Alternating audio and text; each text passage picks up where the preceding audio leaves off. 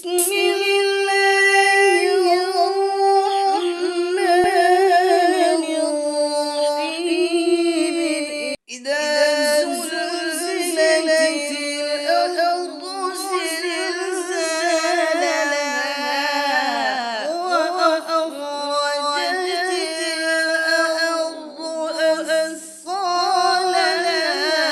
وقال الإنسان ما لها يومئذ تحدث أخبارها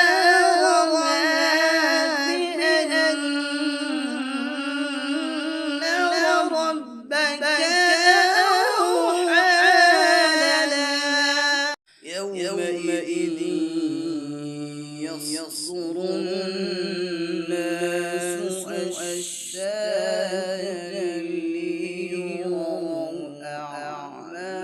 أعمالهم فمن يعمل مثقال ذرة خيرا